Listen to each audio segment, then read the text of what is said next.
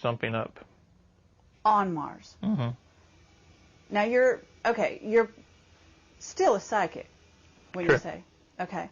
So you must have some thoughts or associations with Mars. Are you willing to talk about that? I mean, because I know that you said that you develop headaches sometimes after these talks. Mm-hmm. You know, where you reveal and kind of go back in your own mind as to your history. I'm and so having on. a good one right now. Headaches are part of the conditioning. Sure. Okay, it's a headache, but it's a fake headache. It's a programmed headache. I'd like to know if you see special machinery.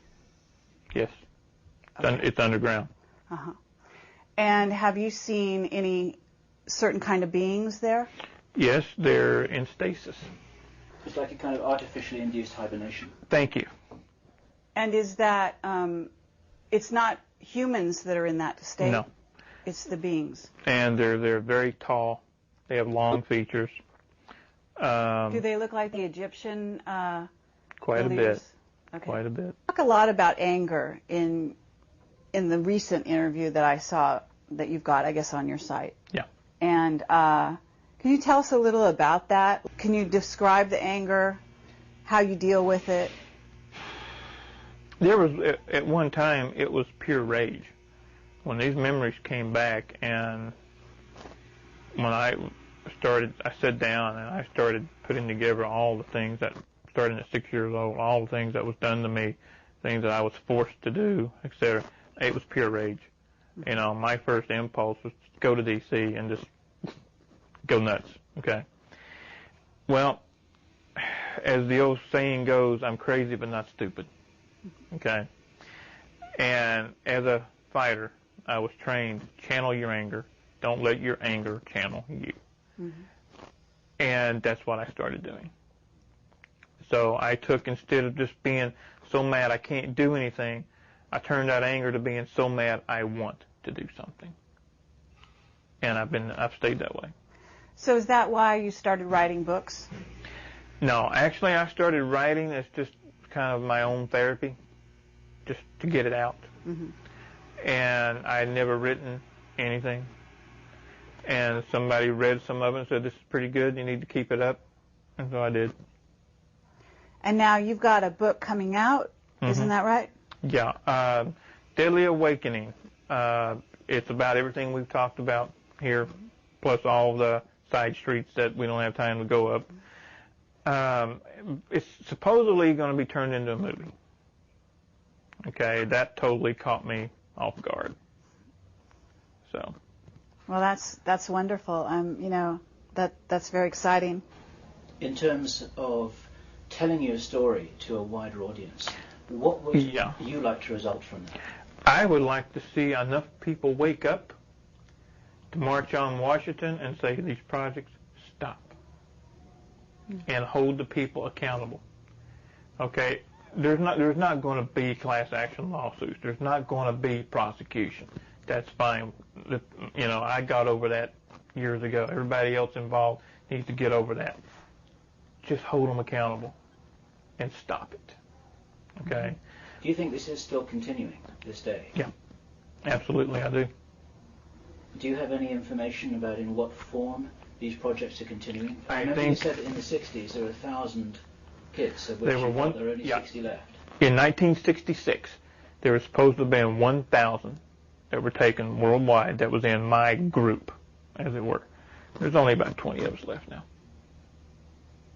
You know, I think what I have to explain, we were actually at 6, 7 years old put in survival of the fittest. Okay? Our personalities were split. Any normal kid, any normal person would not do the things that we did in their right frame of mind. Mm-hmm. So they had to split our personalities, and they had a clean slate with that new personality. Had no rhyme, no reason, no right, no wrong, no concept. So they made it into what they wanted it to be. This is how they split my personality. Now, I don't know. I'm sure they did the same identical thing to other people, but I know for a fact not to each one. There were different techniques for different people, different kids. Now, the way it was described to me when I was a kid is it's your treatments, almost medical terminology. Imagine being 6 years old, and this is one of the funny things. I can talk about this with very little emotional because it was done to me, not something I did to someone else. You're strapped naked to a wooden chair. Arms out like this. Here, you're strapped here, here, and here. Your fingertips are spread open. Things are inserted here. So you can't do this. And I know you noticed, because I saw it in your mind and I saw it in your eyes, I have a phobia about my fingertips. What they did is they inserted needles underneath the fingertips. That's bad enough. Hook those needles up to electric current and turn it on. Waterboarding is where you basically drown the person and then bring them back. In my case, they did 2 ways: strapped to a chair, and would take a water hose and just spray it. You can't breathe, and then you're gone, and they bring you back and all that. And then I remember having my head dunked. That's why I don't swim. Now, what would be the purpose of that? To cause pain, intense pain. What happens when the body and the psyche goes through the amount of pain it can tolerate? You black out. You pass out. You faint. Well, the Germans brought over a drug with them. Once injected, it blocks those receptors. You can't black out. You can't even force yourself to faint. So once the psyche has gotten to a point to where it cannot take any more, you have 2 choices: split off into another personality to save yourself, or die. Okay, I understand. When the pain becomes too much, the way you're able to survive and stay together mentally is actually to go someplace else. Exactly. And you go so far someplace else that you're actually in another, you creating another part of you. Exactly. You create a total separate individual to where they can pull out that alternate personality. Now, 1 second I'm me, next second I'm somebody else. Now I'm back to me. That's how they wanted you. Have you seen Manchurian Candidate? No. You never saw that? No. Okay. Well, if I refer to that movie, I don't know if you know what I mean, but... I know what Manchurian Candidate is, yeah. You know what it's about. Yeah. Okay. Is it possible that you could be activated by a phone call, say? The last time that I did a job, that's what it was. I got a phone call in the middle of the night. Can I be activated now? I do not think so. They burnt the chip out.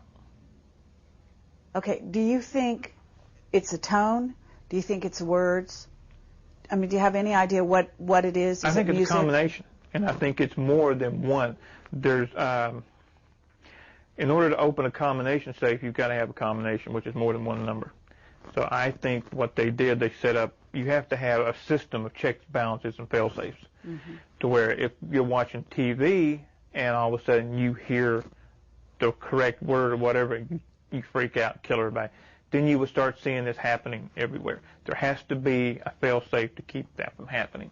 So I've always thought that it's a combination of words, tones, numbers. I see. What have you. But what happened during this night is I was in bed. My wife and I were in bed. The phone rings. I reach over, pick it up, put it to my ear. No more than 3 seconds pass. I hang the phone up. I get up. I get dressed. I leave. I'm gone 3 days and 3 nights. And at that time, we lived exactly 11 miles from the airport that you guys passed coming here. Oh.